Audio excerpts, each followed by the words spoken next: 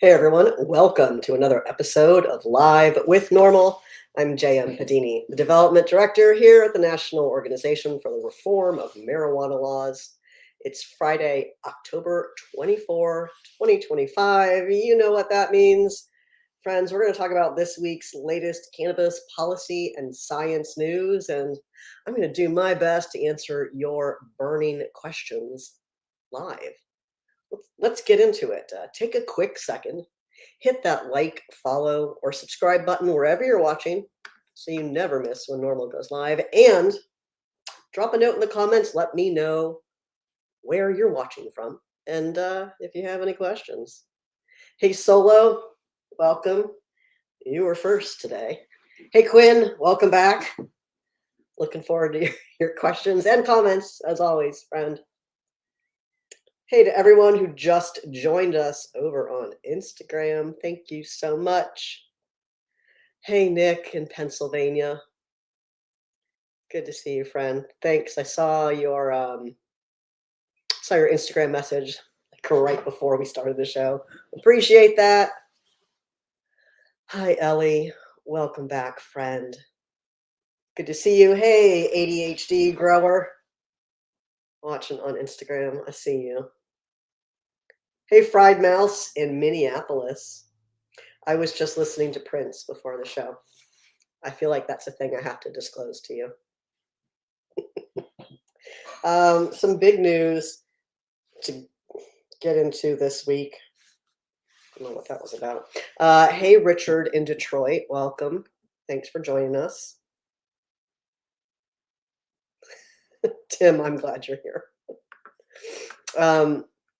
Let's get into it. Let's listen to my printer randomly turn on and make sounds. It's fun. So the biggest news, there's big news this week all around, but arguably the biggest news of the week, and here I want to pull up Marijuana Moment too, because they had something to add to the conversation about this. The Supreme Court has indicated it will decide on whether or not the federal gun ban applies to cannabis consumers. Justices on the Supreme Court agreed to hear arguments from the Justice Department, which is appealing the Fifth U.S. Circuit Court of Appeals decision that found the blanket ban to be unconstitutional. Of course, the DOJ appealed this case to the Supreme Court, and I don't want to read that article, but okay. Trump, this is the Marijuana Moment story I'm going to look at real quick. Thanks, Kyle and Tom.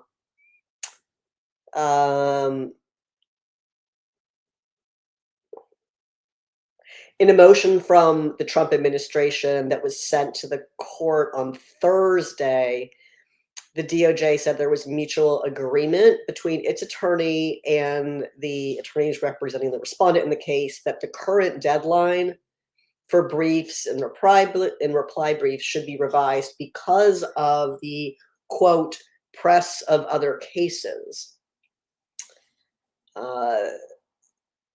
The DOJ is supposed to file its first brief by December 4th, but it's requesting that be extended until December 12th. And that would push then the respondent's deadline to January 20th.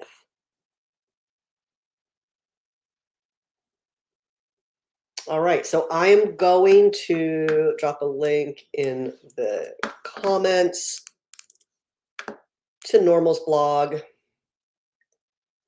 And I'm going to try to drop a link to the Marijuana Moment coverage as well for that additional update that came in today.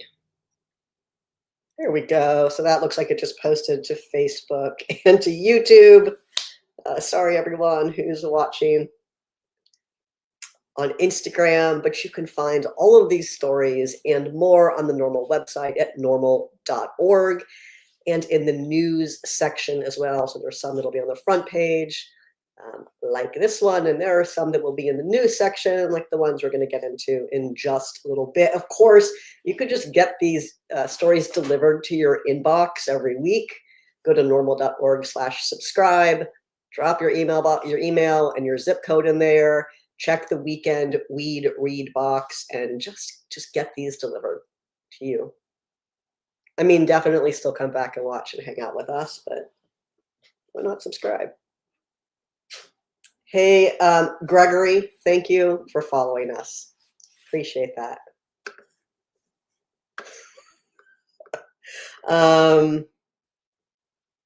ADHD grower, haven't seen us in a long time. Yeah, it was a little difficult for some weeks to do the show. We just had a lot of things going on here, but seem to be back into a more steady rhythm this fall. We won't have a show next Friday because it's Halloween, and got to go home and make that magic. But we'll be back the following week, I suspect. No, I don't have a dot matrix printer, but I can hear that in my brain. Hey, Tio, good day to you. Thanks for coming to our show. Appreciate it. All right. Hey, Samuel. I think I missed some people up here. Quinn, what Prince song? All of them. So many.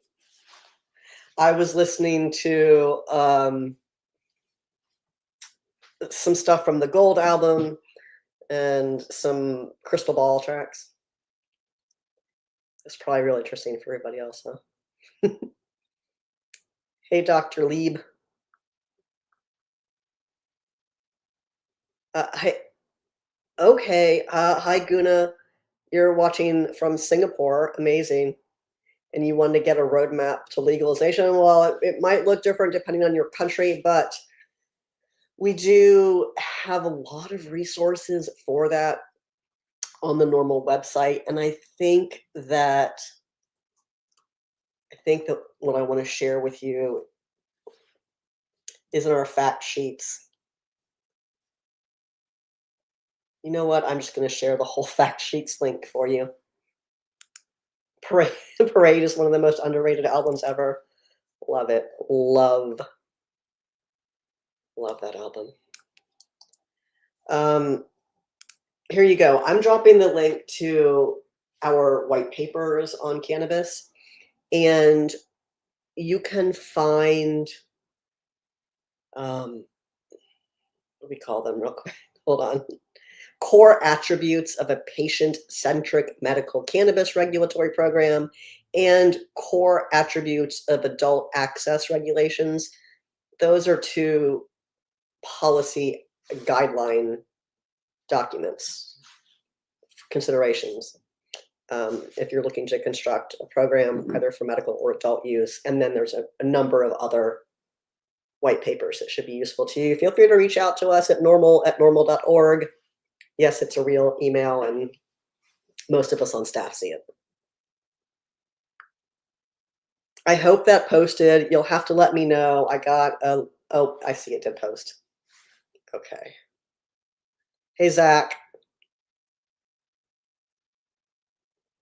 Thanks for joining us, and I will keep up the good work. I appreciate your kind words. Hey, Cactus in Chicago. All right. Free iced tea. What are we talking about? What are we talking about? Coffee and iced tea. I have Pepsi in here today. Also, hey, Chris, I didn't say hi to you earlier. Hey, I see you. All right. Chris says, odds of rescheduling cannabis within the next 100 years. I think we're not 100 years into existence yet, so I'm hoping that we do not need to get that far into NORML's history. I appreciate your humor, though.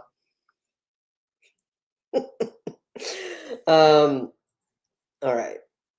We talked about the Supreme Court. Let's talk about Ohio. Anyone watching from Ohio? Is Ohio going to enter the chat? Because wow, what a week it was there. Not that this was particularly surprising, but this week Ohio lawmakers in the House approved a Republican spearheaded bill that repeals really key consumer protections in the state's voter-approved marijuana legalization law. So voters said, this is what we want, and Republican lawmakers stepped in and said, no, this is what we want instead. House lawmakers decided on Wednesday of this week in favor of a substitute version of Senate Bill 56, which makes numerous changes to the state's legalization law that was passed in 2023 by 57% of voters. NORML's had an action alert opposing Senate Bill 56 up for some time, and our action alert alone, just ours, has generated over 18,000 emails from constituents to Ohio lawmakers. So Ohio lawmakers received over 18,000 emails opposing Senate Bill 56 and still said, yeah, this is what we want to do. This is definitely representing our constituents the way they want us to, even though 18,000 times we've been told we don't like this. Oh, insulin type 1. Oh, that's a good point too. Insulin says, good for Michigan until you bring that sticky Michigan bud back to Ohio and get arrested. That is one of the provisions in the substitute version of SB 56, which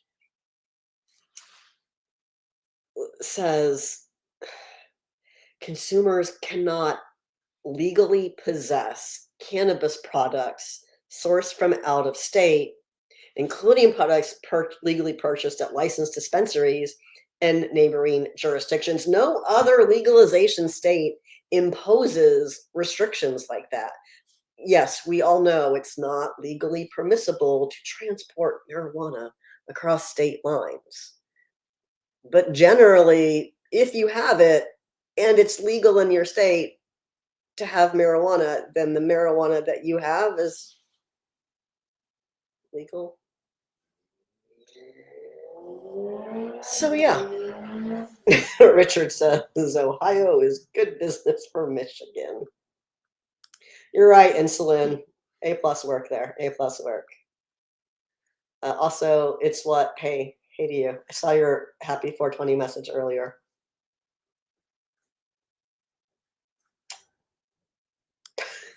Car 54, where are you?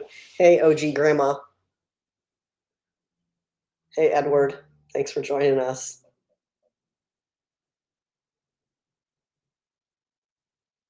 Oh.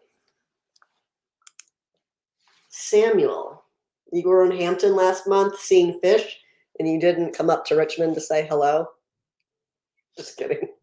You met a lady that used to volunteer for NORML, and she lives in Richmond. I wish you could remember her name also. Was it Cassidy? Tell me. Chris, I think that might already be a thing. I'm fairly certain there's some product like that, Chris. Chris says, I've got a business idea.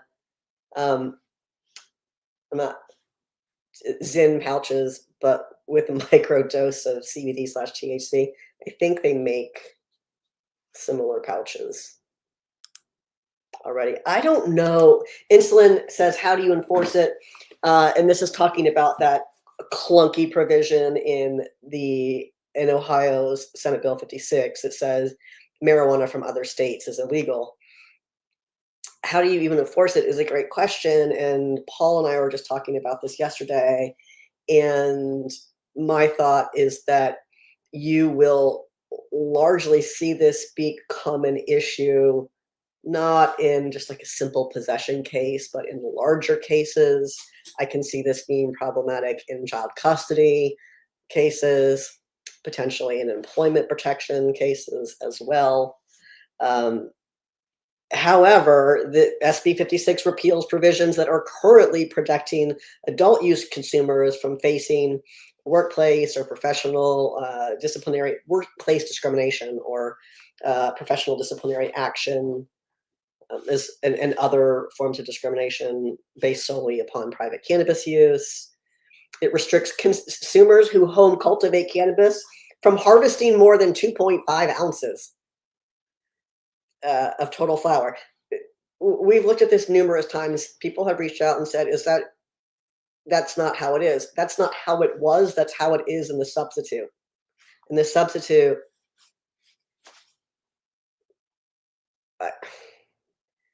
even if you're not great at growing cannabis, 2.5 ounces is still pretty achievable. And it imposes felony penalties for those who grow more than 6 plants at one time. It has new arbitrary limits on the percentages of THC permitted in both adult and medical products, and it caps the total number of retail licenses that are permitted statewide. Look, this whole percentage-based THC policing is weird. It's just weird. It really speaks to people not understanding, first of all, the policy that they're supposed to be governing. You know, we elect politicians and they're supposed to be able to make decisions on the laws we passed. And this really speaks to them having no idea what they're doing.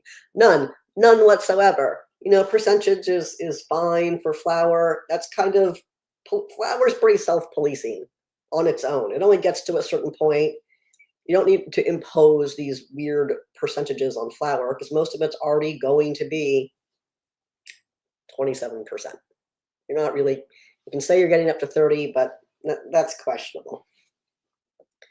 And then when you're looking at edibles, we don't use percentages for edibles. We use milligrams. When it comes to concentrate, that's where percentages are very relevant.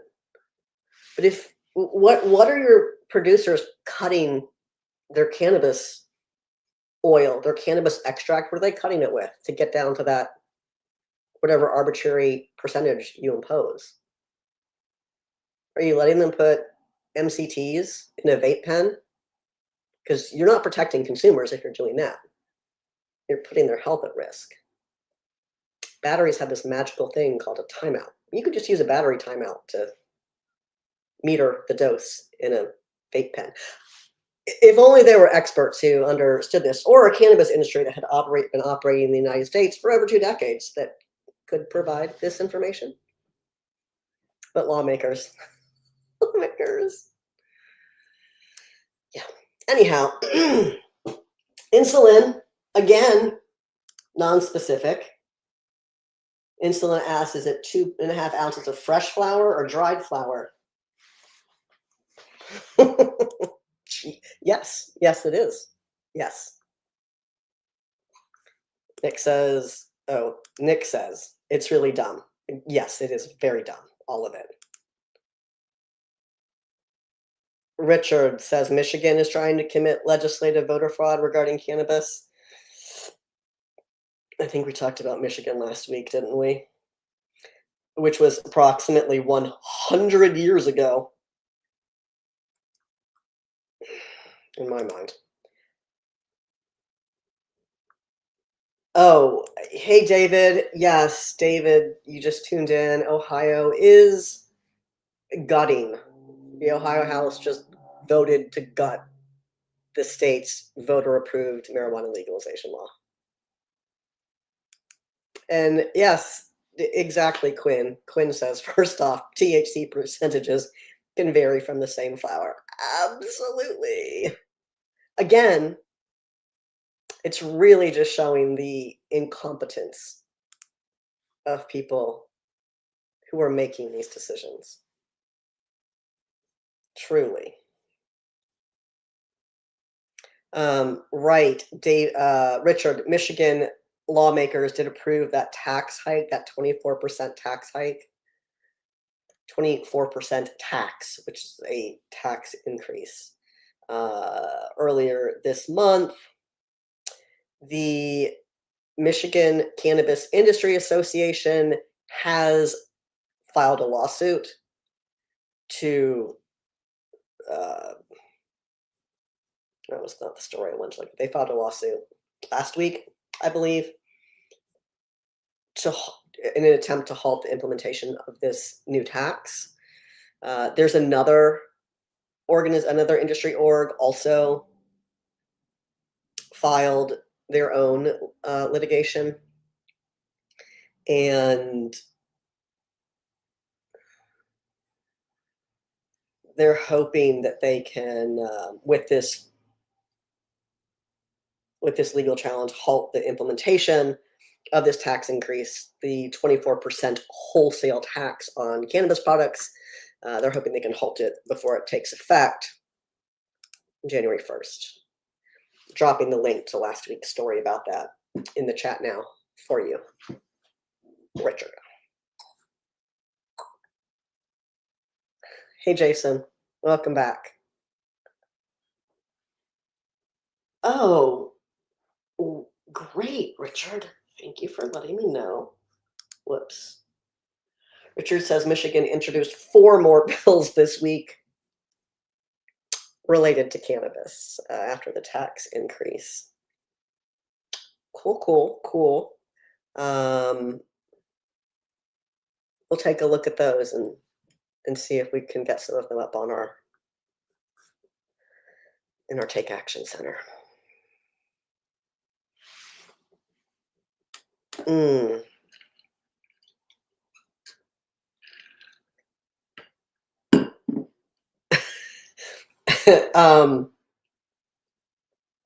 Oh, we will in fact not, but I do like your enthusiasm. It's what in Virginia, it's what is talking about what's going on in Virginia, where the governor has issued a state of emergency because there is not going to be SNAP benefits available in November. Like, what month is it? And then suggests that maybe we can get him to pull Ralph Northam, just the previous governor, and open the store by the end of the year. That is a very funny joke. He's not going to do anything.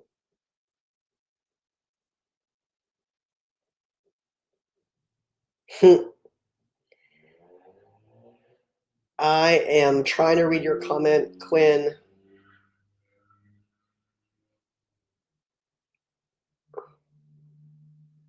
It cuts off. What it really is prohibition.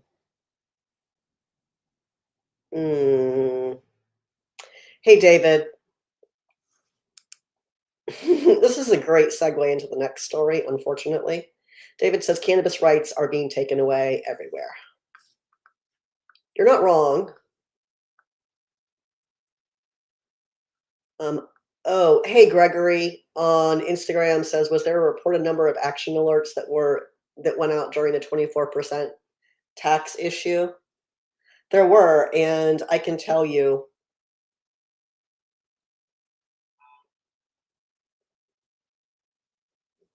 those are the wrong ones.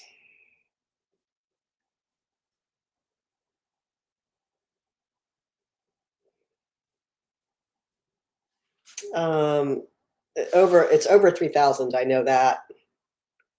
I'll tell you in just a second.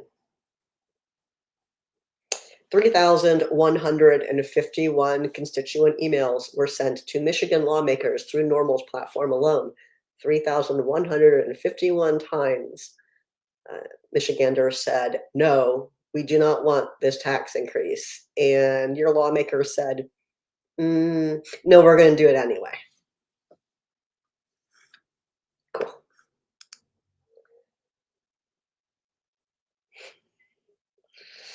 Whew. It's what I like. Oh, Nick, just passed the MORE Act. Yeah, right. this Congress. It's what says, thanks. The Virginia governor is looking a little stressed out. Everyone in the food bank line has leather interior seats here. Not surprising given that so many federal workers don't have jobs anymore in Virginia. And Virginia's administration has done nothing for them other than say, here's the link to some job search websites. Have fun. They haven't joined any of the litigation that other states have filed. They haven't filed their own. Why would they? Michigan House Bill 5015 has new penalties for possession. Thank you, Richard. Thank you. I'm like, where can I save this information? Nowhere, because I have too many things going on at once. And I don't even have my desk set up. I have some stamps. I have this envelope here. What's the likelihood that I can, oh, that's not that. That's fine. We'll use this anyhow. Good thing I know where those are. Okay.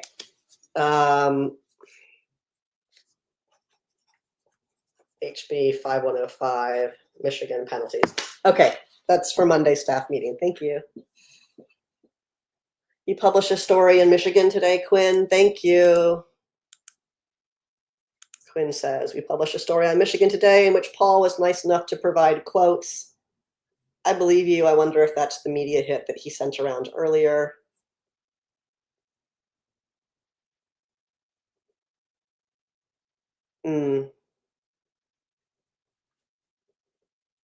Sweet. Thank you. Appreciate it.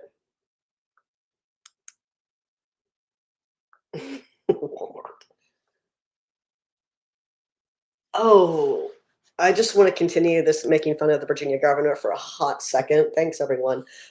He almost got us a sports stadium. Yeah, almost, except not, because he wouldn't engage in any sort of meaningful negotiation. And he's really scared of some people using the bathroom. He's afraid of me using the bathroom, apparently. Joke's on him. We have non-gendered bathrooms in the Virginia Capitol. Oh, he responded to your email. Yes, I did kick that back to him and say, after we spoke last week and said, hey, this, respond. I saw that he did, as you know, because I was copied on it.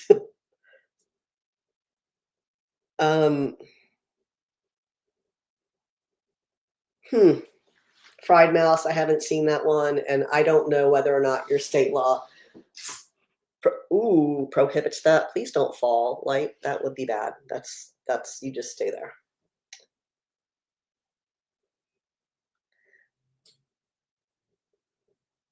I don't know why, Nick. What, Nick? Why are you asking this question?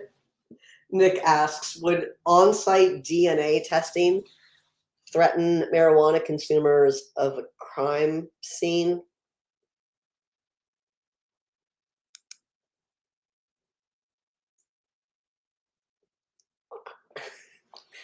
This light is having some serious issues. Hold on. You better just stay right there. Don't you be trying to fall down. Stay.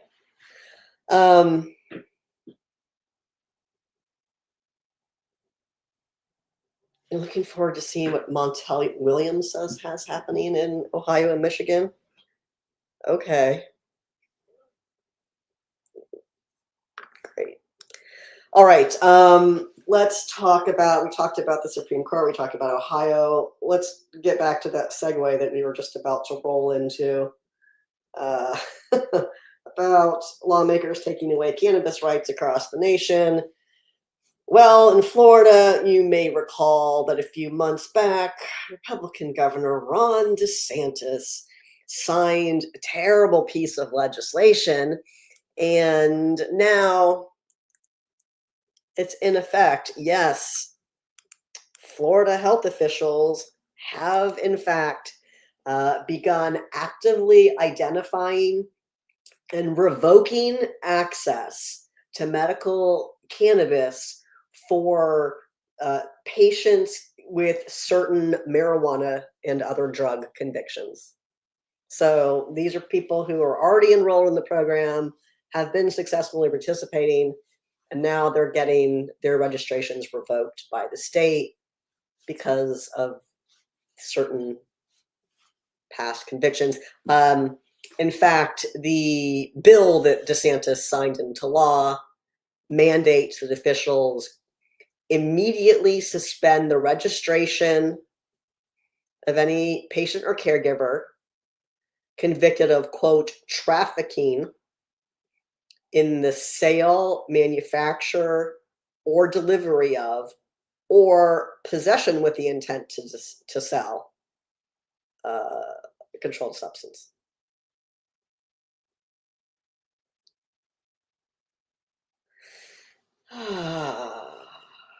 Yeah. All right, let's see what's going on over here on Instagram. Hey, Dougie in Florida. Guess you just heard us talking about your governor. What a gem. Dougie asks, will we have adult use on the ballot in Florida next year? We hope so. I expect there will be legal challenges if there aren't already. But we do know that their Smart and Safe Florida is back at it. Let's see if there's anything on. I don't see any news on the Smart and Safe Florida website. But if you're in Florida, make sure you have signed the petition to get this on the ballot.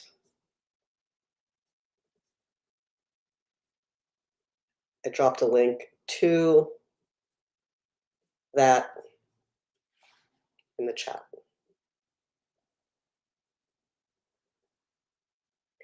Lindsay,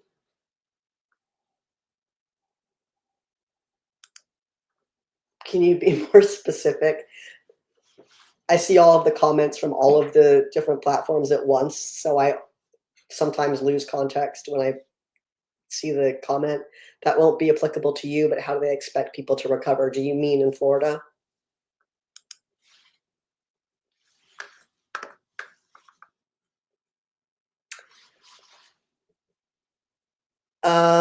Hey, Neo Blazing Sky on Instagram asks this question. It says, hi, quick question.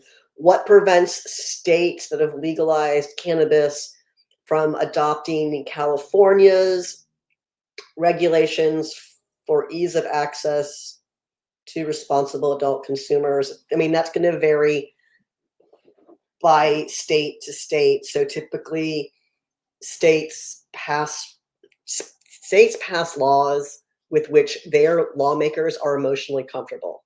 So the programs that you're seeing in each individual state are a direct result of what lawmakers are willing to permit. Yes, sometimes there is, a ballot measure in which voters get to vote, but even as we've just talked about, even after voters approve certain laws, elected officials will decide they don't like them and they will go in and change them.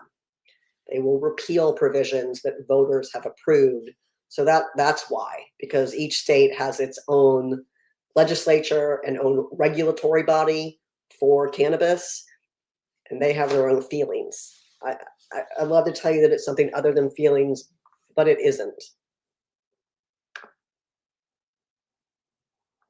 Sometimes you can influence lawmakers with facts, but you have to be really good at it. Hey, Sword on Instagram asking about Wisconsin. Again, Wisconsin, you have a legislature problem. You all have elected lawmakers who are not interested in moving forward with common sense cannabis policies. In fact, this is a perfect segue into our next story, which is about Wisconsin.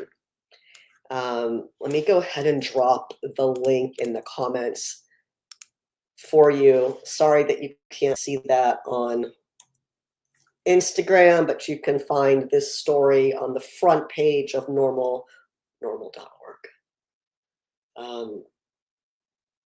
And it has posted to our Instagram as well. So Lacrosse County, the city of Lacrosse had previously passed a decriminalization ordinance, and now the entire county, they passed it, I think, in 2020. Now in 2025, the whole county has adopted the same decriminalization ordinance. And this is the 12th largest county in Wisconsin. I think there's 121,000 people in Crosse County, and they've decided that marijuana possession penalties are $1. $1. I read one story in which they had a local police officer, I believe it was a sheriff, offer comment, and he was like, "I don't care. Go ahead, make it $1."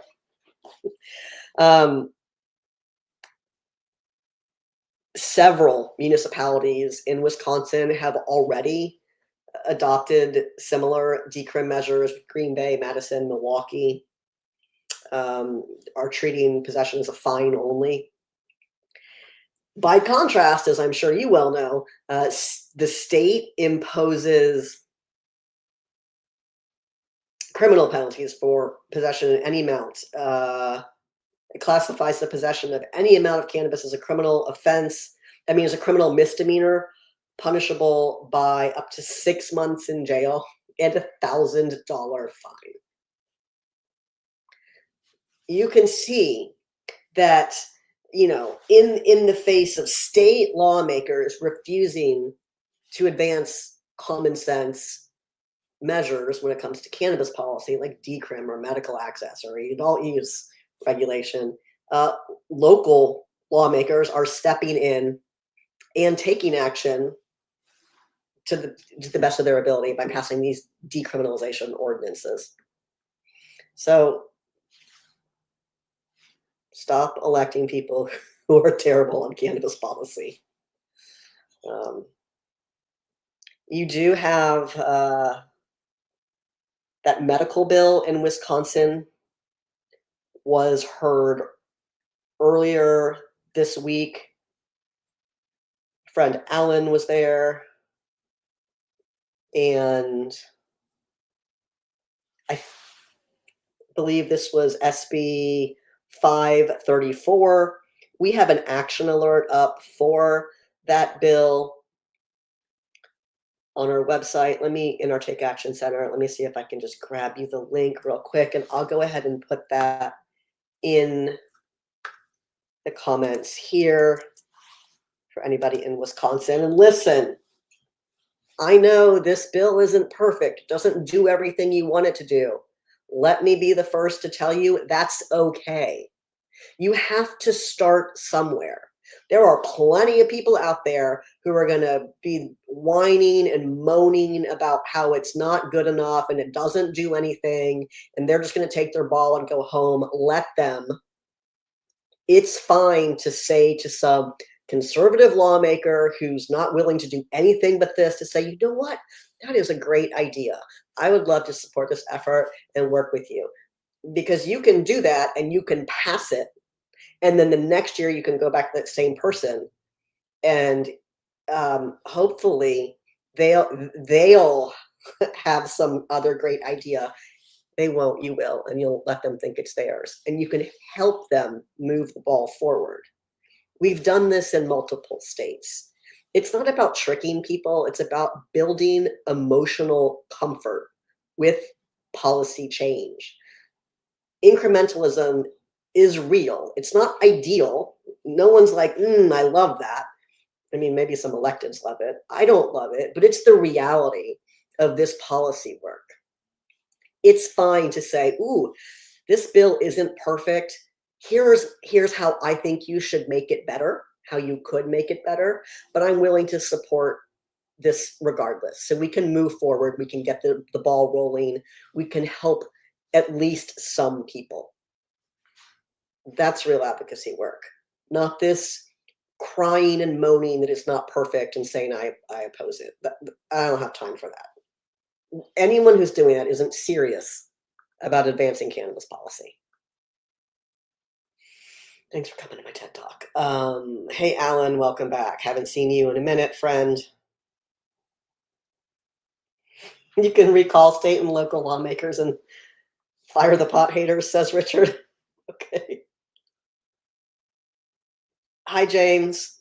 Thanks for joining us. Appreciate it.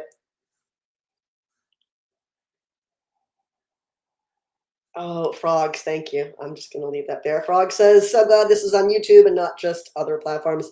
Don't forget to click the like button so more people see the stream. Yes, thank you. Thank you. Thank you.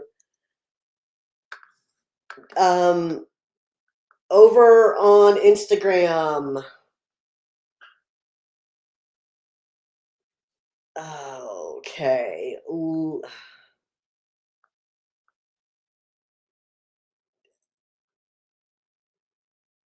Someone asks, do you know if any progress for decrim or legalization in North Carolina? No. Not no, do I? Yes, I know, and the answer is no, as of this moment in time.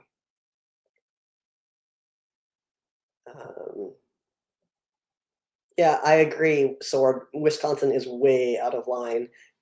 At least you have this medical bill, and I really hope that people decide to move forward with it.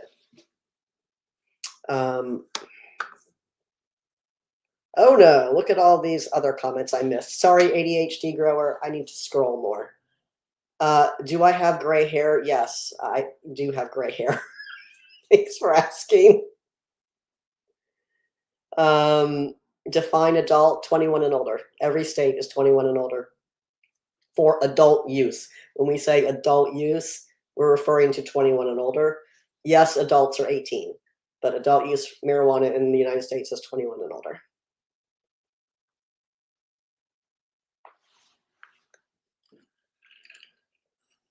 I will make fun of our governor, don't worry.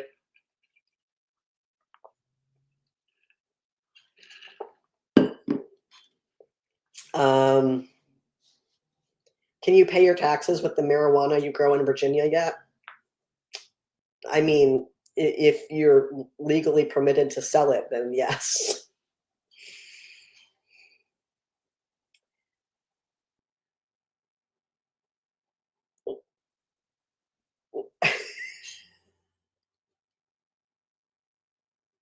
Okay, that was a lot. Perfect. Let's get back over here and see what's going on. Hey, the Cole Memo, welcome back. Quinn asks what frustrates you most about cannabis policy work. Probably what I just said about people thinking that there's some magic button they can push. It's going to, I mean, there is, it's the voting machine. People not understanding, and like, I get that. You don't do policy work, you don't understand. There's no magic button you can push. Some states, have a ballot initiative process. Most of the states that do, we've done it in most of the states. We've legalized in most states that have a ballot initiative process. There are some that are remaining, and then we're largely left with states, conservative states, in which you have to go through the legislative process in order to legalize. I don't think it's not frustrating that people don't understand that, but it is particularly frustrating when people are comfortable with other humans going to jail or not having the healthcare access that they need. And people are comfortable with those two things because a policy proposal doesn't meet their personal needs or their business needs. I can't stand that. That's so selfish. It's heartless. You know, maybe a policy isn't perfect, and that's fine. That just means I have to keep doing more work on that policy if I care about it. But I'm not, we collectively at NORML are not the people who are going to say, well, this bill isn't what I want, so we oppose it. I mean, if it's a bad bill, you know what I mean. If it's a decrim or a medical or an adult use measure, it does something, but not everything. We're still going to say okay, because we understand that you can just keep coming back and making it better. And I wish more people understood that. It's not a one and done.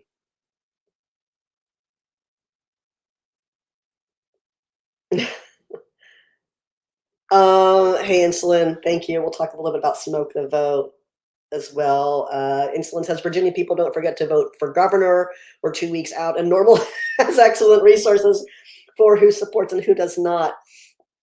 Thanks. I am going to open up Smoke the Vote right now. I have my laptop over here that I have to keep looking over at. And let me tell you what elections, 1, 2, 3, 4, 5, 6, 10. There are 10 elections remaining in 2025. 10. Alabama has a special election October 28th. On November 4th, there are a number of states with elections. On November 4th, Minnesota, Washington, New Hampshire, Texas, and Mississippi all have special elections, and Virginia and New Jersey have general elections. Big elections in Virginia and New Jersey. Virginia early voting is already underway. I don't live in New Jersey, even though I have before. I don't live there now, so I can't tell you if early voting is underway in New Jersey, but it is underway in Virginia. And then Tennessee has a special election December 2nd, and Florida has a special election December 9th.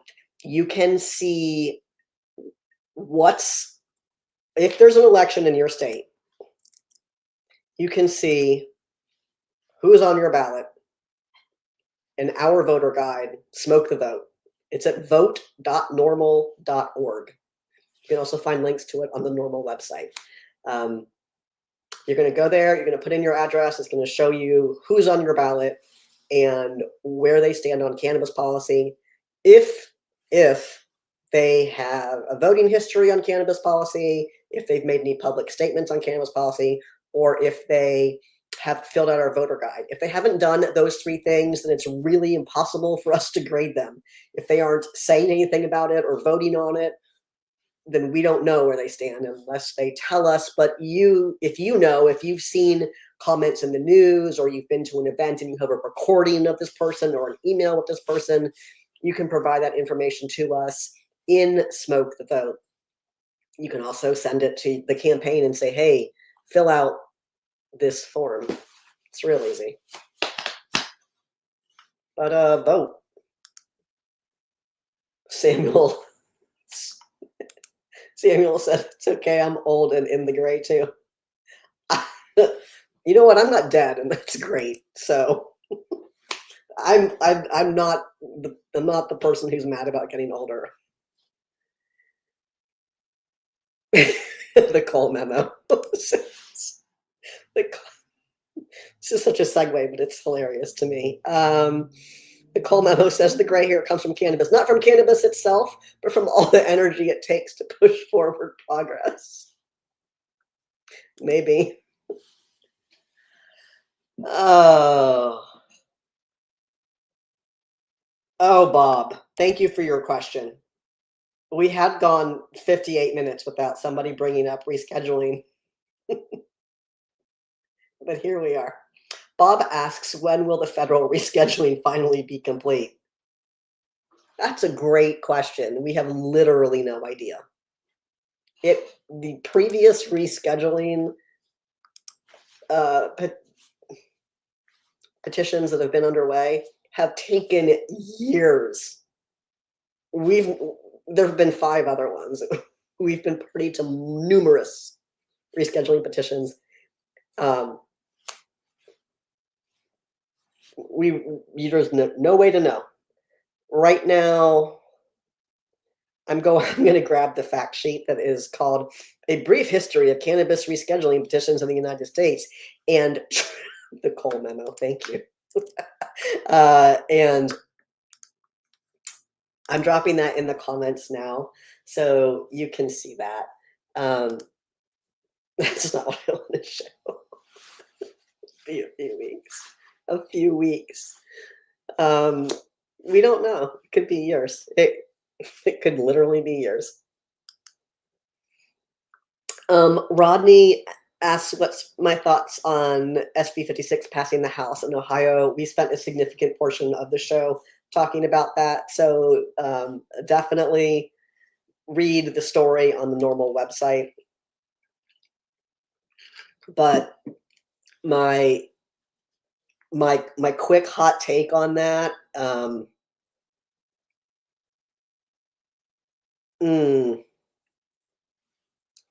tell you what Morgan Fox, NORML's political director, said. Morgan is from Ohio, and Morgan says this: "This isn't what Ohioans voted for. And the fact that this bill is being rushed through the legislature with almost no opportunity for public comment indicates that lawmakers know they are undermining the will of the voters. Regardless of where one stands on cannabis issues, everyone should be outraged at this."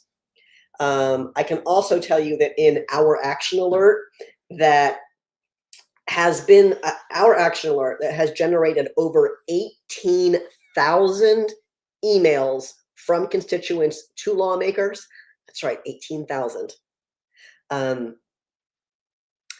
Our action alert says this bill is a slap in the face to the millions of Ohioans who have voted in favor of issue 2. Once again, politicians are arrogantly trying to claim that the public didn't know what they were voting for. So those are our thoughts collectively at NORML on SB 56. Oh, thank you for those numbers, Richard. Richard says pages 554 and 555 of Project 2025 is the pot hating language.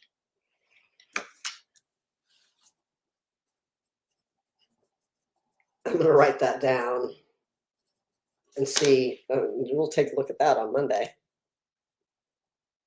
No, I'm not, frogs. I have Pepsi in here, though. Hey, John. Good to see you.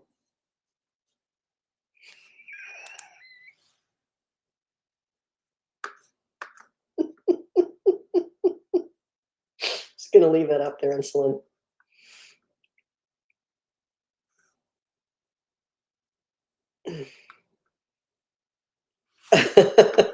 Okay.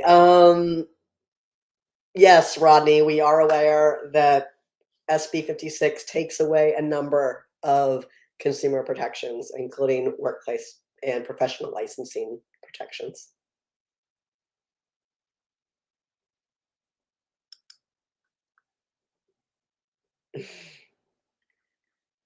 Ooh, thank you, Richard. I'm going to look at that.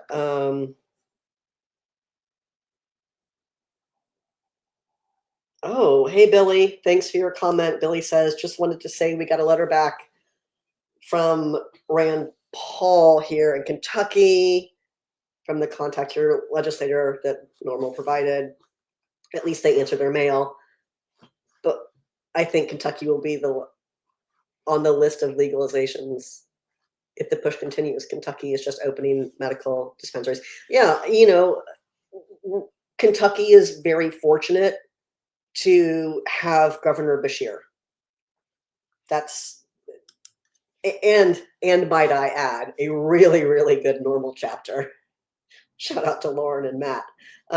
But you're really fortunate that you have Governor Beshear, who was willing to champion this issue. Happy Halloween to you as well, John.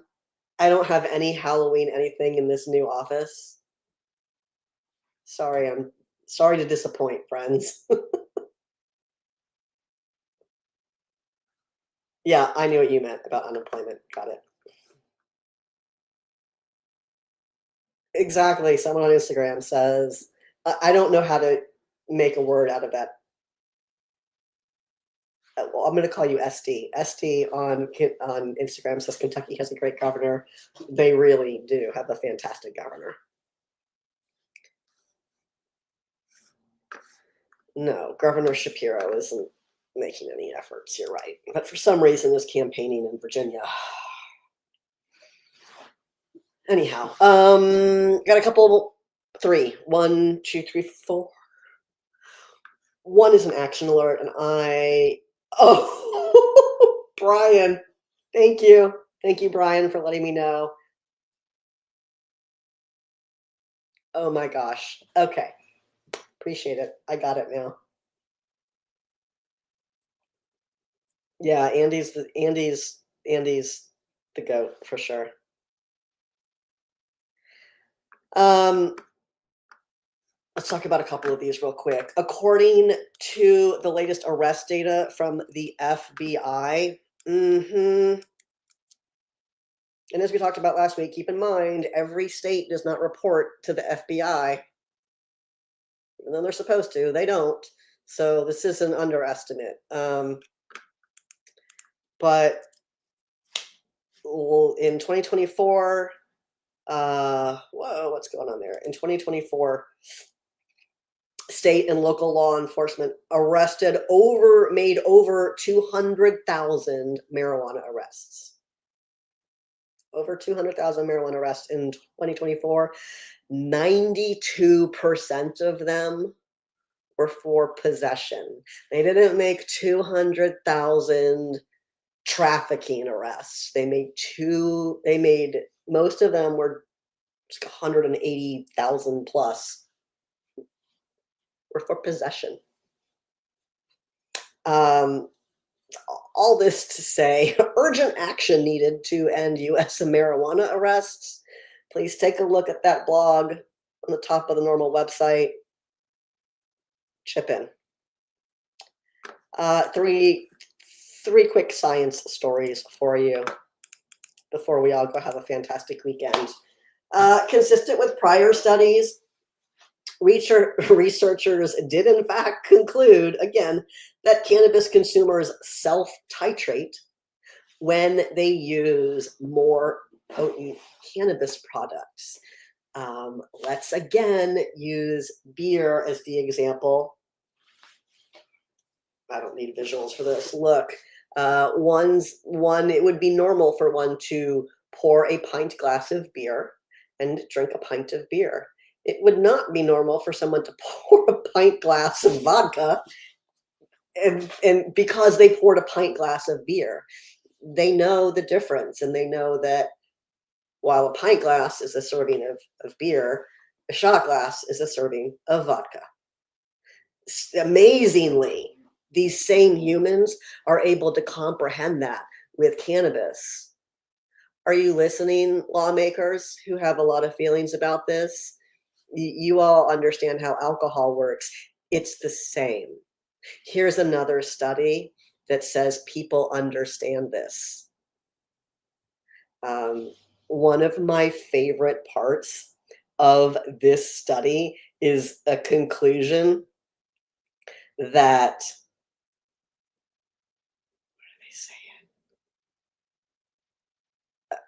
they say, the study authors write, understanding self-titration is critical for developing evidence-based regulatory strategies. I cannot tell you how many times I am going to be saying that to state lawmakers over the next 12 months. Bye, frogs.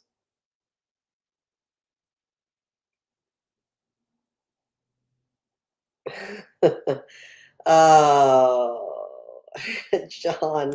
John says happy Croptober. Happy Croptober, everyone.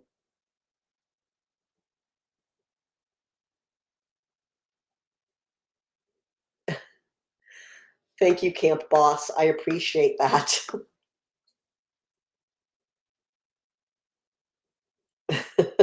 Two more stories and get these in real quick here.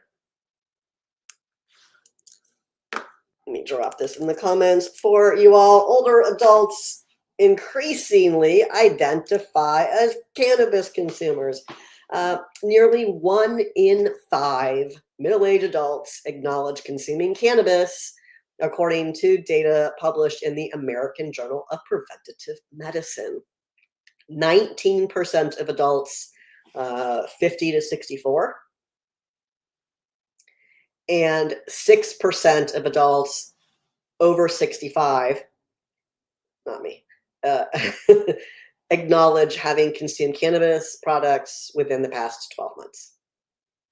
We've seen a lot of data around this in recent months. This is not a new trend.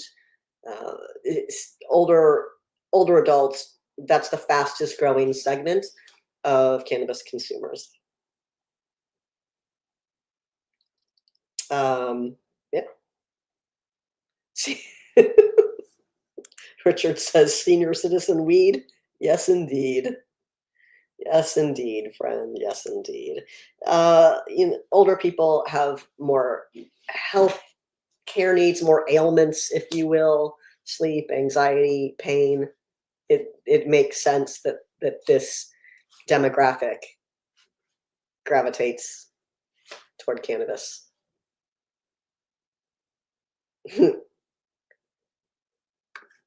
Brian, no one will hold that against you. Don't worry. John, I'm glad it's legal in California now as well. Camp Crosse says, I recall when my mom gave me a hard time about smoking as a younger person, and now we toke together.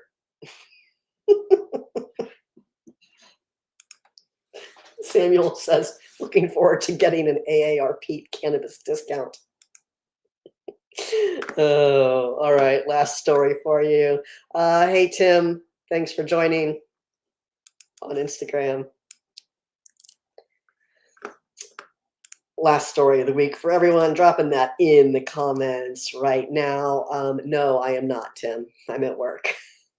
I am not certain why people, I am certain why, because I work at NORML, but people love to come into the show and ask if I'm currently high. I'm working, I'm not. That would be some kind of show, wouldn't it? You're in Norfolk. I was just down in Virginia Beach last week. All right. Oh, I shared the story. Here we go. Opioid prescribing rates fall following cannabis legalization. We already know this, but again, here's another study. Richard, it's not too bad. It'd be terrible for everybody watching. Cancer patients. In this study, this study was about youth cancer patients, and it looked at what happened to opioid prescriptions following the opening of either medical or adult use cannabis dispensaries, and cancer patients were the subjects in this.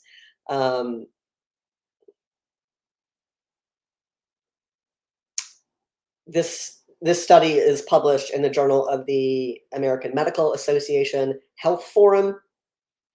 This is researchers affiliated with University of Georgia, Indiana University, and the University of Chicago. They were assessing the relationship between state licensed cannabis dispensaries and prescription opioid use among commercially insured patients with cancer. And again, this is consistent with prior studies.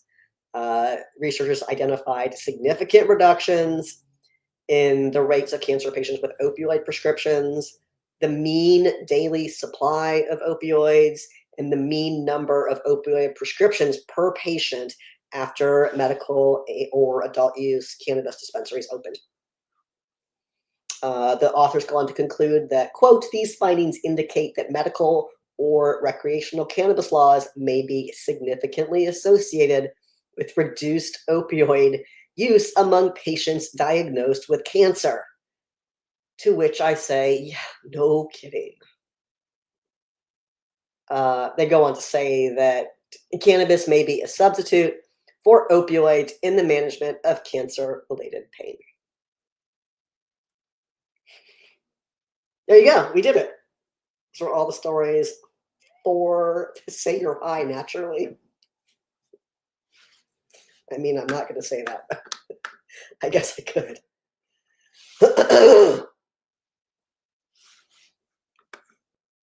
I don't have ADHD, but thank you. The other one. I am not a fish fan, but thank you, Samuel. Oh, Billy, that is very kind of you to assume that sure. Billy suggests that perhaps I am in the under 40 age category. You're very kind. Hey, Candid, I see you. I see your comment. Oh, Sue. Sue says, my husband and I were on opioids for years. Neither one of us are now, just good old cannabis. I'm really happy for you all. I'm really happy for you all. Great. What else do I want to tell you all about before we all go have a great weekend? I have an event. Oh, I know what I want to tell you about. The NORML survey. We do a survey every year. And the 2025 survey is up. If you complete the survey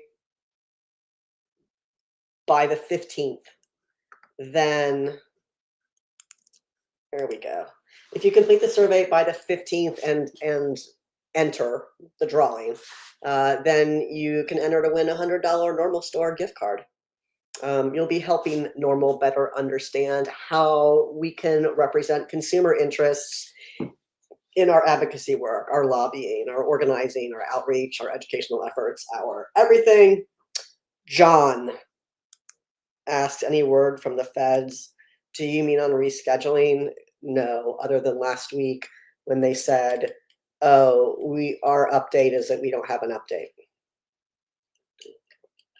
This is empty and my voice is sad. And then one last little bit I want to tell you about.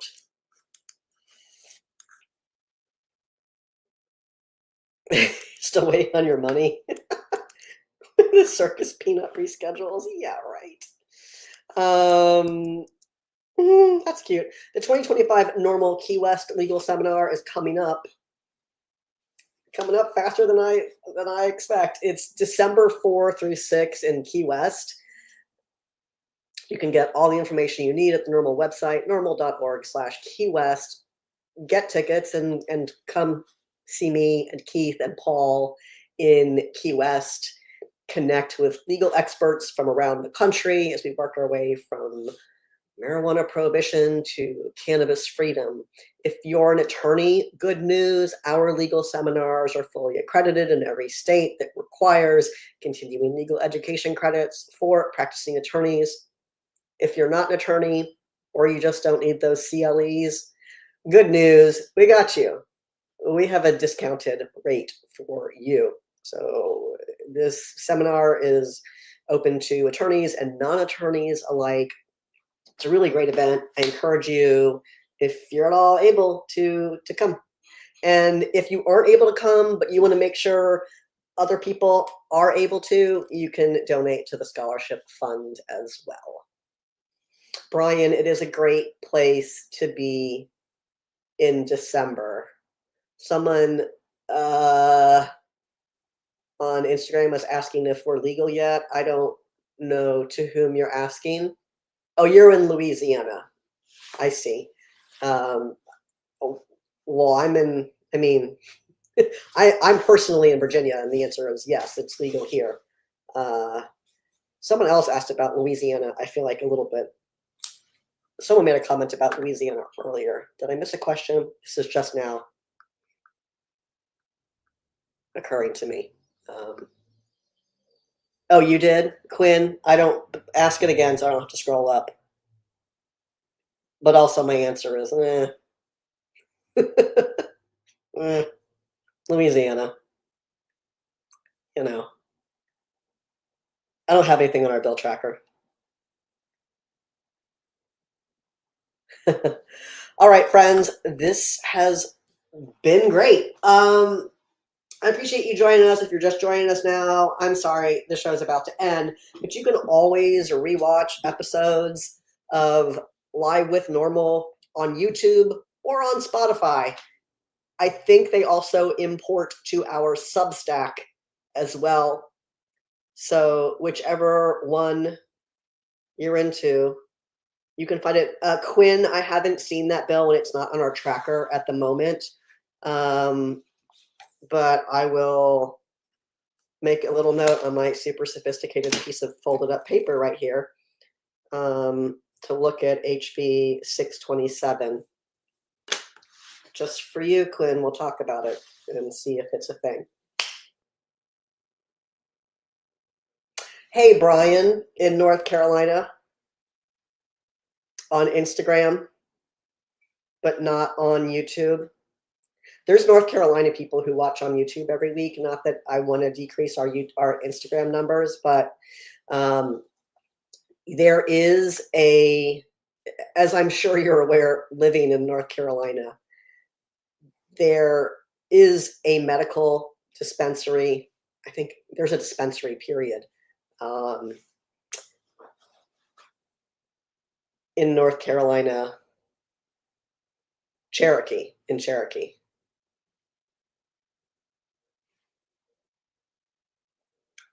Camp Boss, yeah, come back. Thank you. Perfect. You can, but Brian, make sure you talk to Samuel on YouTube. You're both in North Carolina.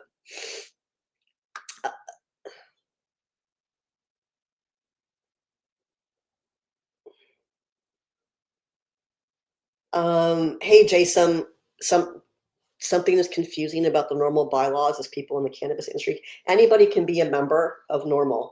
We don't care what you do for a living. You can be a member of NORML if you donate $42 per calendar year. There are restrictions when it comes to NORML chapters and people who work in the industry. A NORML chapter's board of directors cannot have more than 50% of its board be people who work in the cannabis industry. Because NORML is not an industry association, we represent solely consumer interests. So what we don't want are chapters that are just run by industry groups, because that's not what we do. I hope that clears that up. I'm sorry to the people who just joined us on Instagram, but you can watch the show back on YouTube or Spotify or Substack. This has been great. I love hanging out with you all. I'm sorry that I'm not going to get to see you next week, but I hope if you're into Halloween that you have a good time. And I hope you all have a great weekend as well. And